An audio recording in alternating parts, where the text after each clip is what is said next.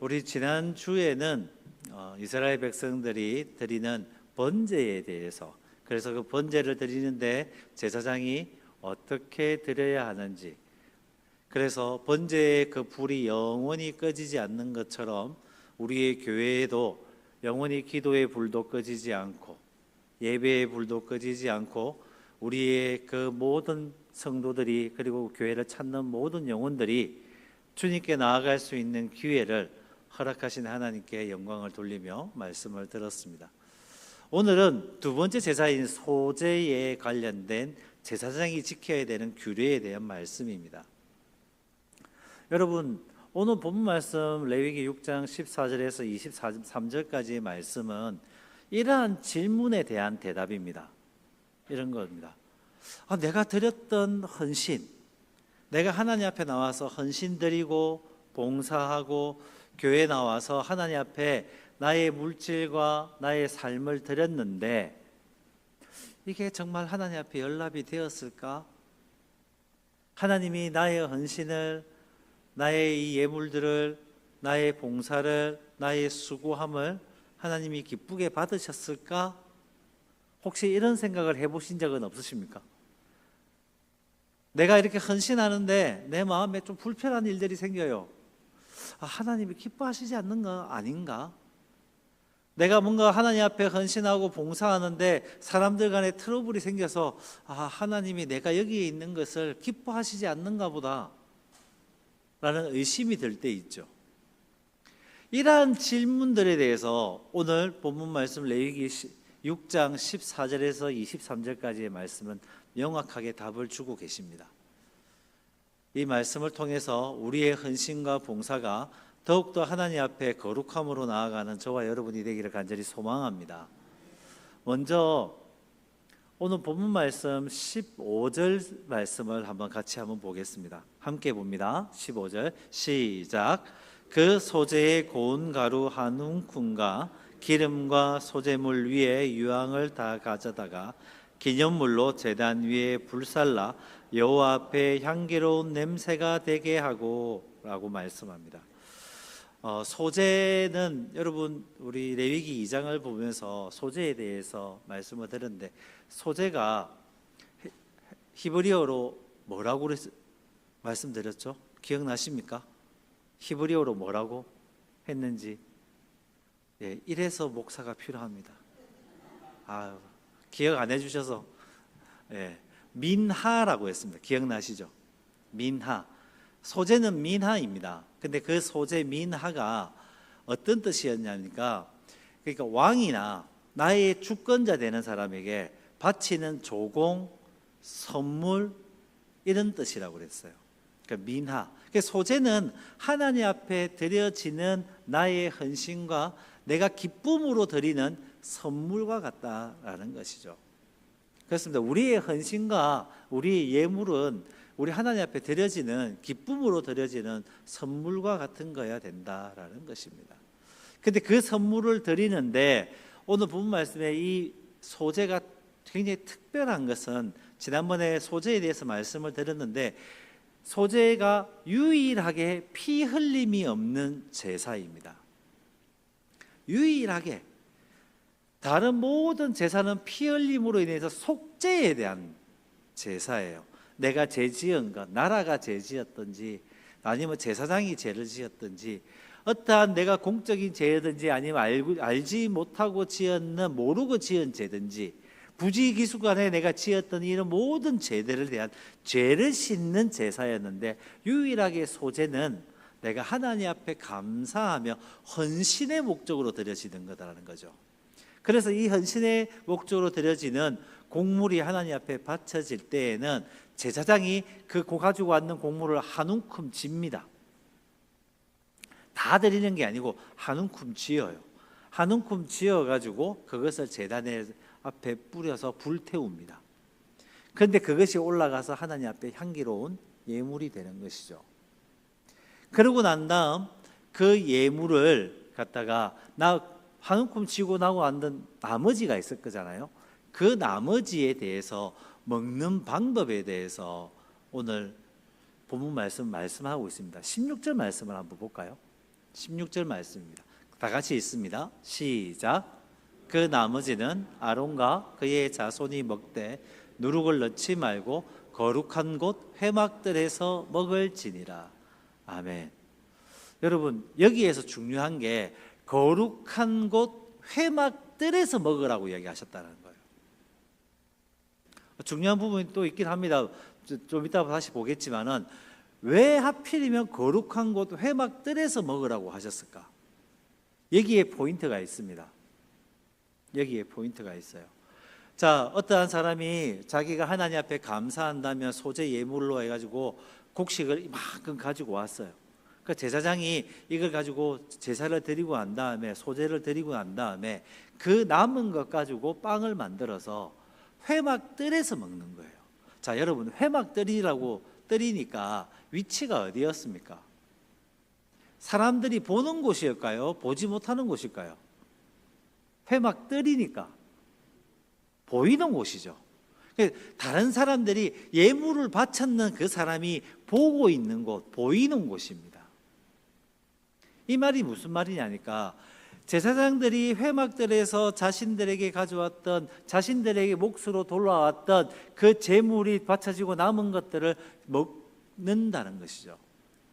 이거는 내가 바치는 사람이 내가 하나님 앞에 드렸는데, 내가 하나님 앞에 헌신했는데, 하나님 앞에 올려드렸는데 이게 잘 올라갔을까? 내가 제사를 지냈는데 내가 속죄함을 받았을까?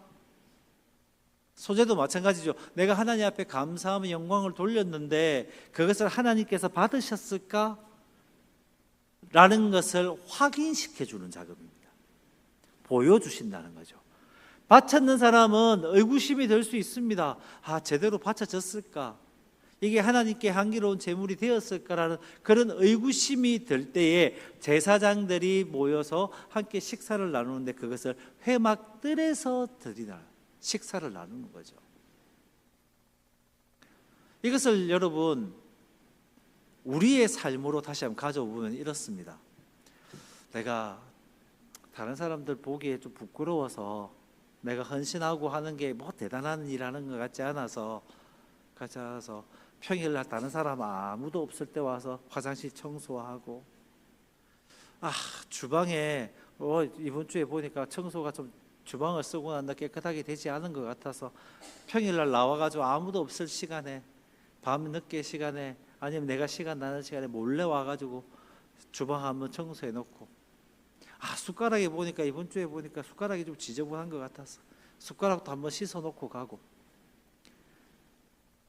아니 내가 헌신하는 데 있어서 하나님 앞에 이렇게 드렸는데 나도 다른 사람들 보이기 위해 좀 부끄러워서 내가 몰래 했던 이 헌신들이 하나님께서는 기쁘게 흠량하시는 예물이 된다라는 것입니다. 사람들이 몰라줘도 상관이 없는 거예요. 하나님이 기쁘게 받으시니까. 그럼 조금 더 다르게 우리의 상황에 맞춰서 한번 말씀을 드려보겠습니다. 내가 앞에 나가가지고 사람들 앞에 헌신해요. 어떤 사람은 찬양대로 헌신하고요. 어떤 사람은 주방에서 열심히 음식을 하면서 사람들 앞에 나눠주기도 하고요. 어떤 사람은 앞에 찬양단 반주자로 앞에 안내로 막 하는데 그 하는 모습이 여기 앉아서 예배당에 오는 모든 사람의 마음에 정말 마음에 들게 하지 못할 수도 있다는 겁니다. 그렇지 않습니까? 심지어 목사가 설교하는 것도 마음에 안 들 때 있는데요. 아무도 안 웃으시네요. 웃으라고 이야기하는데. 그렇지 않아요. 누구든지 앞에서 뭔가 헌신하고 봉사하고 하나님 앞에서 하나님께 드려지는 향기로운 예물로 하나님 앞에 드려지고 있는데 그 모습이 나한테는 맞지 않을 수 있어요. 그 사람이 하는 말이 앞에 나가가지고 안내하는데 이런 말을 저런 말을 하는 데 있어서 그 사람의 말하는 말투가 내 마음에 안 들 수도 있어요. 그 사람이 하는 행동이 내 마음에 합하지 않을 수도 있어요.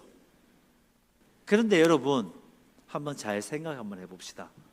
우리가 반주자가 반주하는 것, 우리 안내자가 안내하는 것, 성가대가 찬양하면서 하나님 앞에 올려드리는 것, 이 모든 것, 교회에서 일어나고 있는 모든 헌신과 봉사는 누구한테 올려지는 겁니까?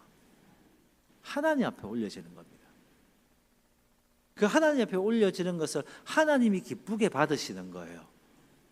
그러면 우리가 왈가왈부해도 되는 겁니까? 안 되는 겁니까? 그렇죠. 우리가 판단할 문제가 아니라는 겁니다. 내 마음에는 안 들 수 있어요. 그러면은 여러분, 내 마음에 안 든다고 마음으로 삭히십시오. 내 마음으로. 안 들 수 있어요. 근데 그건 하나님이 받으시는 거잖아요. 그렇지 않습니까? 조금 더 이해를 돕기 위해서 한 가지 예를 한번 들어볼까요? 여러분, 여러분들의 손녀가, 아니 우리의 아이가 여러분 학교 맨 처음에 가가지고 그려오는 그림이 있습니다. 누구나 학교를 딱 가면은, 처음 가면은 미술 시간에 이런 그림을 그립니다. 집을 하나 딱 그리고요. 엄마 얼굴, 아빠 얼굴, 형제의 얼굴들을 막 그려요. 형제가 없으면 강아지라도 한 마리 그립니다. 그죠? 그래서 그걸 가지고 엄마한테 아빠한테 자랑하면 딱 와요. 그림을 보여주면서. 그때 여러분들 한 번씩 받아보셨죠? 뭐 안 받아보신 표정을 가지고 하고 계셔서. 그때 여러분들 기분이 어떠셨나요? 좋으셨죠? 기쁘셨죠? 그래가지고 그 기뻐하시면서 그 스케치북에 종이를 쫙 찢어가지고 어디에 붙여놓습니까? 냉장고에 딱 붙여놓죠. 이게 나래, 이게 아빠래, 이게 우리 집이래. 근데 여러분 그 그림을 잘 생각 한번 해보십시오. 집에 벽이 어땠습니까? 울퉁불퉁했죠. 엄마 아빠의 얼굴이 어땠습니까? 예, 지금 그렇게 생겼다 그러면 여러분도 화내시죠. 그런데 그것이 그 어린 아이가 어떠한 마음을 가지고 그려왔는지 아니까. 그렇지 않습니까? 그 아이가 어떠한 손길로 그 정성을 들여서 그렸을지 아니까 우리 그 그림 자체가 너무 이뻤고 자랑스럽고 사랑스러웠잖아요. 저는 그런 상황을 바로 저와 여러분의 헌신을 받으시는 하나님의 마음이다라는 생각이 듭니다. 할렐루야. 아니 우리의 헌신이 얼마나 완벽해야지, 얼마나 온전해야지 하나님 마음에 들겠습니까? 아니 우리가 하는 일이 얼마나 잘해야지 하나님이 아이고 잘했다 칭찬하실까요? 하나님은 그걸 보시지 않는 거예요. 내가 그 헌신의 자리에 있고 어떤 마음으로, 하나님을 사랑하는 마음으로, 하나님 앞에 나를 드리는 마음으로, 나를 죽이는 마음으로, 겸손한 모습으로 하나님 앞에 나를 내려놓는 나의 헌신을 하나님께서 받으신다고요. 할렐루야.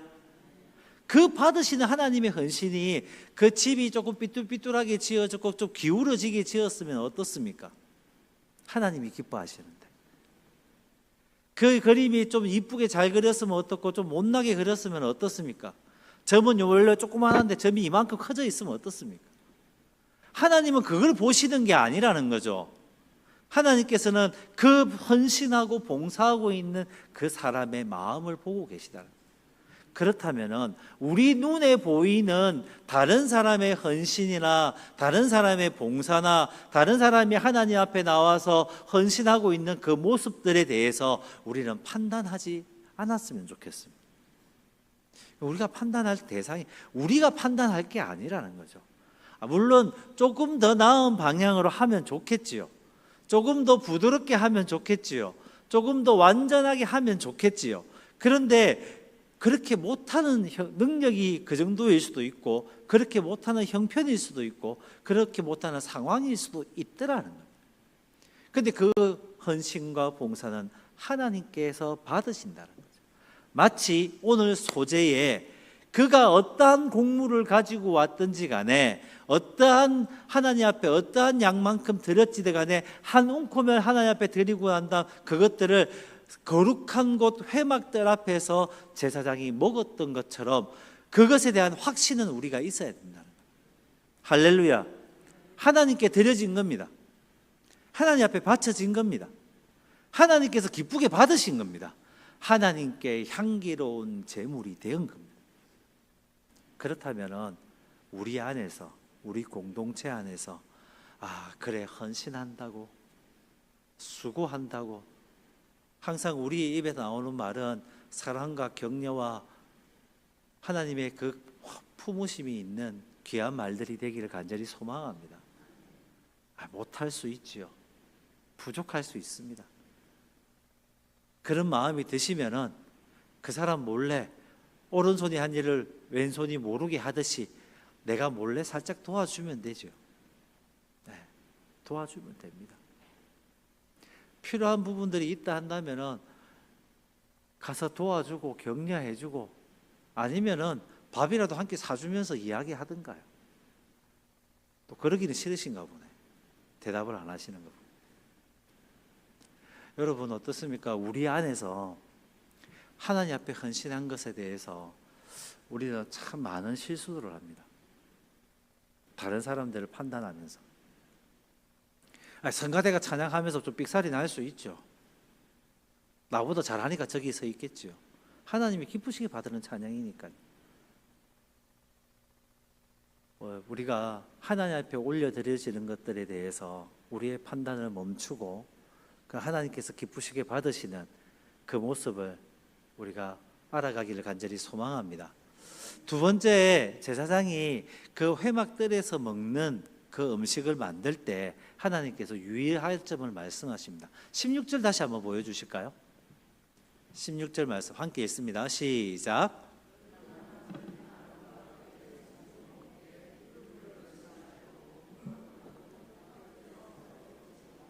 16절에서 먼저 누룩을 넣지 말고라는 말이 있습니다. 그 17절 한번 보실까요? 17절에 그것에 누룩을 넣어 굽지 말라라고 말씀합니다. 네, 누룩. 우리 성경에 나오는 누룩은 죄, 부풀려진 것, 이런 뜻을 가지고 있습니다. 제가 사진을 2장을 준비했습니다. 네, 참 맛있어 보이죠? 네, 맛있어 보입니다. 근데 누룩을 넣은 겁니다. 얼마나 맛있어 보입니까? 위에 심지어 생크림까지 발랐네. 부풀러졌습니다. 안은 약간 비어 있기도 하고 공기가 들어가 있기도 합니다. 그런데 원래 저만큼으로 부풀려져 모양을 내기 위해서 부풀어뜨리는 거예요. 그런데 여러분, 부풀어뜨리지 않은 빵의 모습을, 무교병을 보신 적이 있습니까? 무교병? 무교병 다음 사진 한번 보여주세요. 무교병이 저렇게 생겼습니다. 네, 사진이 우리가 정확히 잘 안 보이는데 중간중간에 구멍이 뽕뽕뽕 뚫려 있어요. 맛있어 보이시죠? 전혀 맛있어 안 보입니다. 그죠? 아무 맛도 없어요. 그냥 이겁니다. 여러분들이 알고 있는 밀가루를 반죽해 가지고 후라이팬에 납작하게 구운 거. 그게 무교병이라고. 누룩을 넣지 않고 굽게 되면 맛이 없어 보입니다. 그런데 하나님께서 그 거룩한 곳 회막들에서 먹는 것에 대해서는 누룩을 넣지 말아라고 말씀하신다.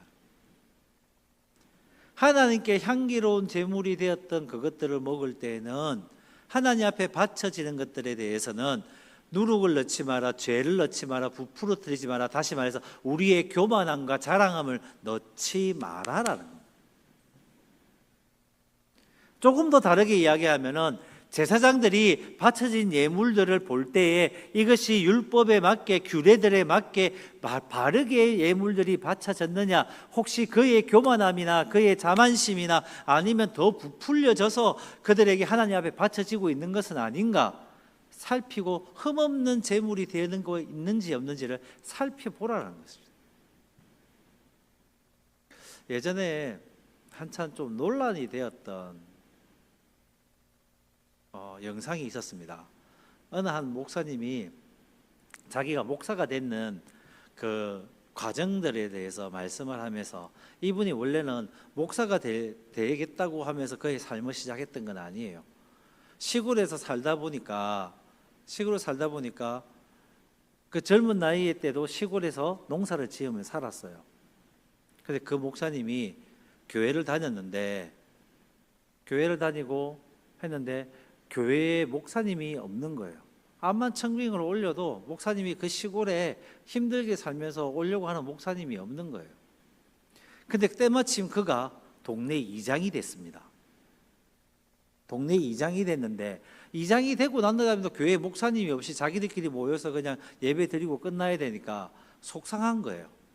그래서 늦은 나이지만은, 그래 내가 이장도 됐는데 내가 그래 신학교 가가지고 내가 목사 돼가지고 우리 교회, 이 시골 교회에서 내가 목회해야겠다고, 그래가 시골 교회에 목회하러 오셨어요. 교회에 막 지도 들락날락거리고요. 그래가지고 신학교에서 신학을 공부를 다 마치고 목사가 되고 난 다음에 그곳에서 이제 계속 헌신하고 봉사하시는데, 교회가 성장하는 기미가 안 보이는 거예요. 교인들이 가지고 오는 예물 가지고는 교회가 공사할 수도 없고, 교회 막 비도 새고 하는데 비만 새면 그 밑에 바켓스 갖다 넣어가지고 비 뚝뚝 떨어지는 곳에서 그래도 예배 드려야 되는 거고, 교회 고칠 곳이 많은데 돈이 있어야 고치죠. 그러다가 하나님 말씀 전하고 하다가 성도들이 예물을 내는 것을, 헌금 내는 것을 딱 지켜봤어요. 그랬는데 본인이 이장이잖아요. 이 사람 분명히 이 올해 농사가 풍년이 들어가지고 분명히 이 정도 수익은 났는데 11조를 제대로 안 내네. 그 이장 됐는 김에 모든 것 집에 이제 상황을 아니까 그때부터 11조를 받으러 다니기 시작했는 거예요. 그 동네에 교회 다니는 분들한테 11조를 받으러 다니기 시작했는 거예요. 이장이니까. 이장이다가 목사님이니까 와서 장로님 이러면서 11조 제대로 안 내면 되겠습니까 하니까 찔려가지고 안 드릴 수도 없고 그랬는데, 그렇게 하나님 앞에 억지로라도 하나님 앞에 예물 드려야 될 것들을 받으러 다녔는데, 그 마을이 하나님께 복을 받기 시작하는 거예요. 마을이 더 발전하기 시작하고, 교회 성전을 뜯어 고치면서 성전을 지구멍 막고 지붕 새로 하고 하다 보니까 교회가 성장하게 되고 하나님의 은혜가 임하더라는 것이죠. 이런 부분에서 목회자가 참 딜레마가 좀 빠집니다. 나도 받으러 다녀야 되나 싶기도 하고요. 그러다가 사람들 상처받아가지고 교회 안 나온다 그러면 어떡하지 싶기도 하고요. 지금 그런데 하나님께서 지금 말씀을 하시는데 뭐라고 말씀을 하시냐니까, 그 제사장들이 하나님 앞에 누룩을 제거하고 빵을 만들어 먹으라고요. 우리 안에 하나님 앞에 거짓된 것들이 있으면 온전하게 제거하고 먹으라고 이야기하시는 거예요. 우리 안에 하나님 앞에 내가 헌신하고 봉사하는 데 있어서 나의 교만함이 들어가고, 혹시 내가 더 드러나기 위한 이러한 자랑거리가 되기 위해서 하고, 내가 이 정도는 되는 사람이야 뽐내기 위해서 하는 그러한 헌신들이 있다면 이러한 누룩들을 제거하고 하나님 앞에 드려지라는 겁니다. 우리는 이런 것들을 굉장히 유념해야 됩니다. 나의 예물이 내가 하나님 앞에 드려지는 이것이 누룩이 들어있다면 하나님께서 기쁘시게 받지 않거든요. 제사장들이 하던 일이 이겁니다. 그것에 누룩이 들어갔는지 안 들어갔는지 눈에 보이는 예물에 그것은 표시가 나지 않겠지요. 하지만 그들의 삶 가운데서 드러나고 있는 누룩들은 하나님 말씀 위에서 그 누룩들을 제거해 나가야 된다는 거예요.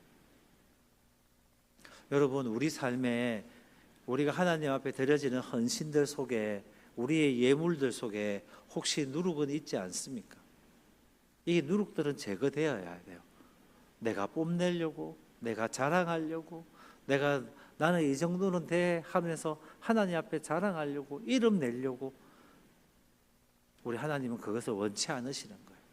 과부의 두렙도 그 마음을 받으시는 하나님이셨다고, 우리의 온전한 마음을 받으셨다는 거예요. 왜 온전한 예물을 하나님이 기쁘게 받으셨느냐? 오늘 말씀이 끝나는 20절에서부터 23절까지의 말씀이, 제사장이 이제 이 소제물을 드릴 때, 제사장도 소제를 드려야 되는데 제사장이 소제를 드릴 때의 모습이 어떻게 드렸냐라고 하니까 20절부터 보니까 이렇게 그가 안수받으면서 소제를 드리는데, 그 소제물을 드릴 때 절반은 아침에 드리고 절반은 또 저녁에 드리고, 그리고 23절에 보면 이렇게 말씀합니다. 우리 23절 말씀 다 함께 읽겠습니다. 시작.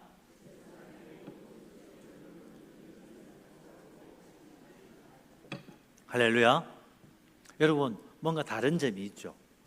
일반 사람들이 하나님 앞에 소제를 드렸을 때는 한 움큼만 불태웠잖아요. 한 움큼만 불태우고 나머지는 제사장, 그러니까 아론과 그의 자손들이 먹었잖아요. 레위인들이 먹었거든요.